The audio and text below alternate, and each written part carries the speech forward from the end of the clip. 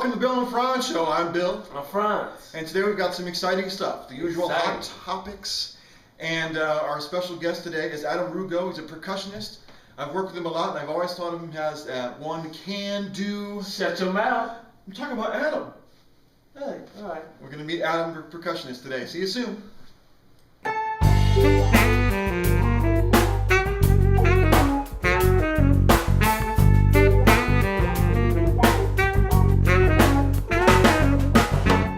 Okay, well, welcome back to the show. Like I said, we have special guest Adam today, and we're going to get this show going. All right. Adam Rugo is a multi-talented musician. I know him from working with him in a band a few years ago. He's a percussionist, among many other things. You're currently also the music director, if that's the right term, or band leader at least, for the Circus Harmony project. You want to tell us about that? Yeah, absolutely. Circus Harmony is a youth circus here in St. Louis. They're resident at the City Museum, and they provide professional circus training to youth of St. Louis. A lot of times at no cost at all. They have funding from the National Endowment for the Arts, Regional Arts Commission, Missouri Arts Council, and yes, I'm music director for them, and my work is supported. Very actually honored to have been awarded a grant from the Louis Armstrong Foundation to support the music that I do. So these children are getting training from coaches who come from all over the world. We have a coach from Mongolia, a coach from Russia. We've had coaches from Argentina, and of course the United States. And once a year we give a set of gala performances to try and raise awareness about our programs and to raise money for the organization. And it's a show with a storyline and a whole bunch of circus acts of all different kinds, aerial acts and juggling and all kinds of things. And I compose the music for the show and lead the band. So it's a 7-piece band with trumpet, saxophone, bass guitar, electric and acoustic guitar, myself, violin, keyboard, and drum set. And so we have to provide the musical underscoring for what's going on in the circus ring. Okay, so what kind of music do you make? Well, some of the things that we play are taken from existing folk traditions, and we've sort of adapted. Some of the stuff comes from Eastern Europe, for example, from Bulgaria. Some are folk tunes from Mongolia, folk tunes from Egypt, from Haiti, and we kind of update them in our way with this band that kind of has a sound a little bit like a surf kind of music, but also we have to have a very wide range because we play also classical music sometimes. This year we played a little bit of the Barber of Seville and the famous saber dance, which is great for juggling, and we're doing it with basically, kind of a traditional St. Louis jazz band.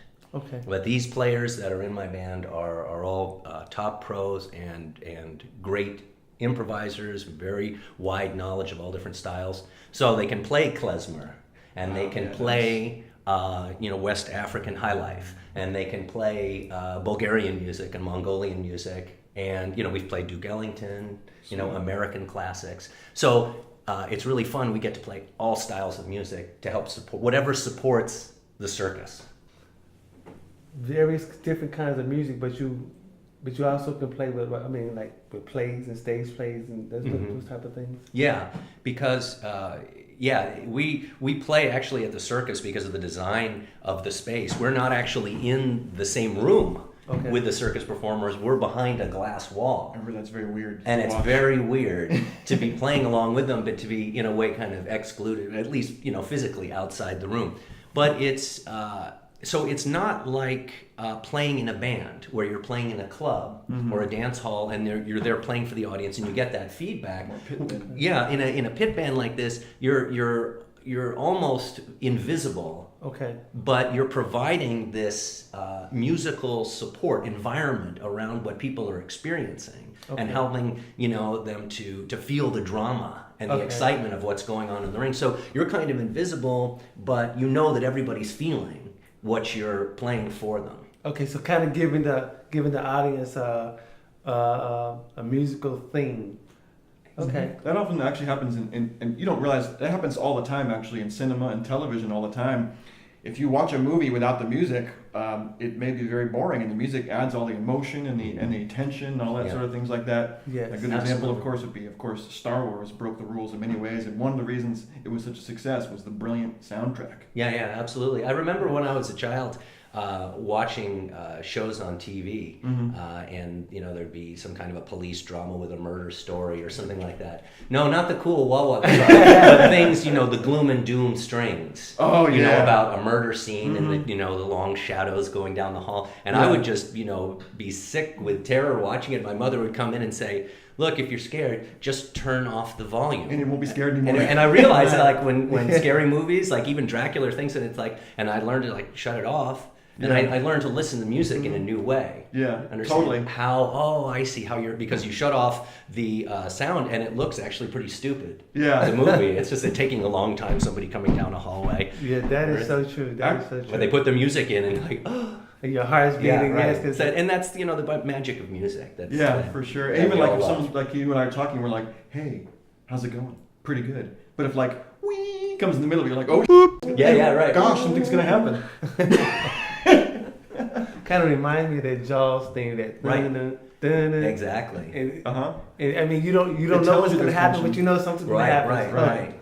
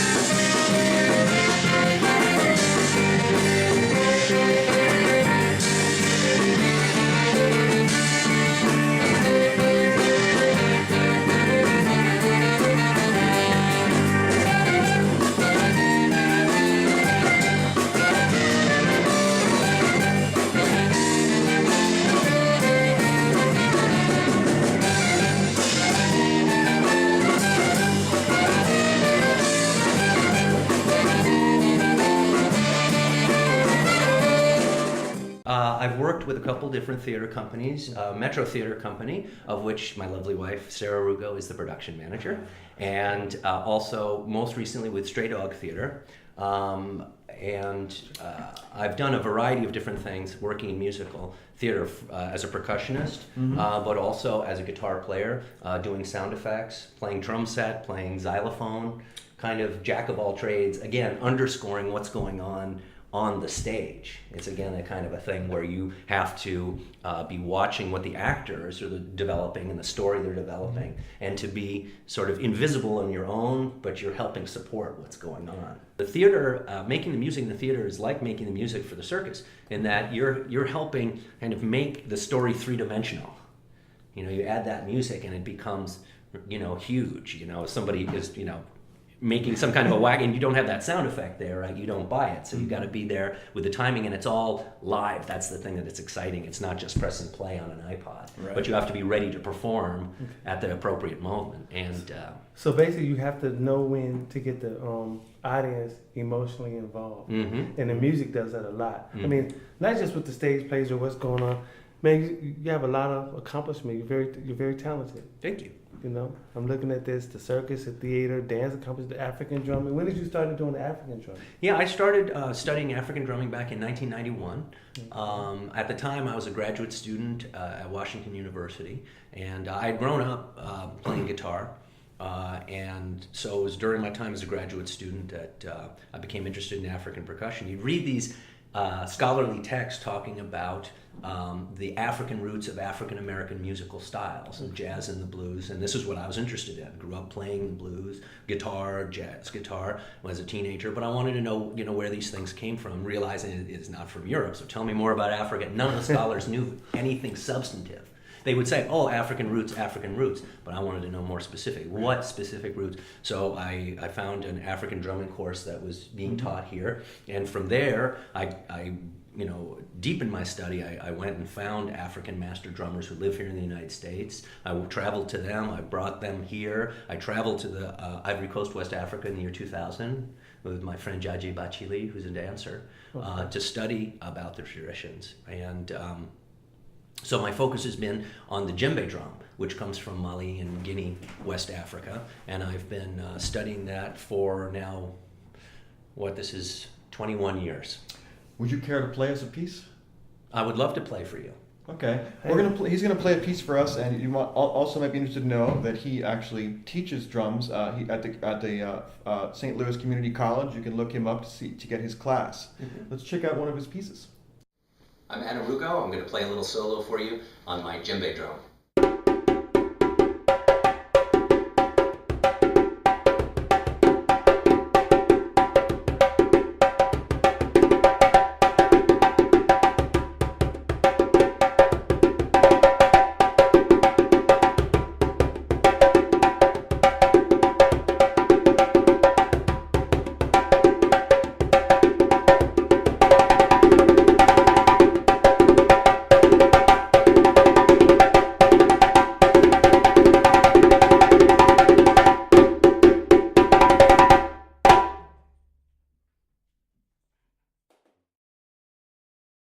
We're back. Hot topics, man. Does anybody know what's going on with Iran right now? There's a lot of things going on with Iran. Iran. I know that's I know they're talking about doing a blockade, keeping the oil from the West, which the West is freaking out about, but it may just be talk. Right. Well, this is the second time they said they're going to do that. Mm-hmm. You know, but I guess I'm looking at it from the standpoint where Iran, they're very isolated right now with the embargoes and everything that's going on against them. But what do you think they're going to do when they get so isolated and their backs against the wall? Do you think they're going to actually try something or actually stop or block the Straits of Hormuz? Oh, that's a big if. Because they make a lot of threats all the time, but it's getting down to the wire right now. I think it would be suicide, myself. Well, you know, they may well make good on their threat to block the Straits of Hormuz and to, blockade oil coming out of the Gulf. Whether that would have a big impact on our access to the oil that we need is another question. Right. And so, should our military act in response to the blocking of the Straits of Hormuz? It's really far away. Yeah. You know, it's not a direct threat against our sovereignty. We do have other access to oil from different places. Canada, they're working on the oil sands project, and I think that also oil from Norway even. You know, one of the major producers nobody is talking about, from the North Sea drilling. Mm-hmm. So I think that, there's a very warlike mood in the country, and there has been for these last 10 years or so, and to automatically jump to a military solution seems to me to be reckless. Mm-hmm. Okay. I agree. Yeah, definitely. Also, I think Iran's supply of oil actually concerns Europe more than the United States. Yes, I believe that's true. And also, I know that there's some interesting things. There's saber rattling in Israel. They're also talking. They're talking tough about possibly preempting as far an attack on them to prevent them from fulfilling their development of their nuclear facilities, whatever those may be. Right. Well, Israel has in the past acted directly to destroy facilities and to kill people within Iran to slow down their progress towards nuclear capabilities. I remember that I believe even back in the 1980s, I remember some incidents of Israeli fighter jets blowing up a nuclear power plant being built, a cooperative French-Iranian project in the desert. And, nobody said a word about it at the time. One wonders what the reaction in America might be if a foreign power came here and destroyed something of ours that they didn't think that we should that we would be very upset, I think. So it is, I think, it's worrisome to hear what you're saying, the saber rattling, and they're talking about making war on Iran.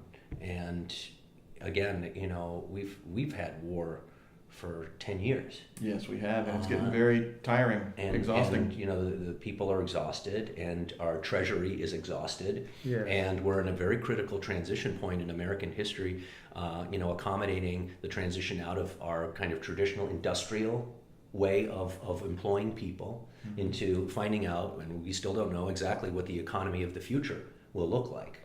But, you know, trying to, as you say, save the American working class, not the middle class, but to save the working people of America, and to, you know, bring stability here, you know, stability seems to be what our focus should be on, and not disruption or destruction.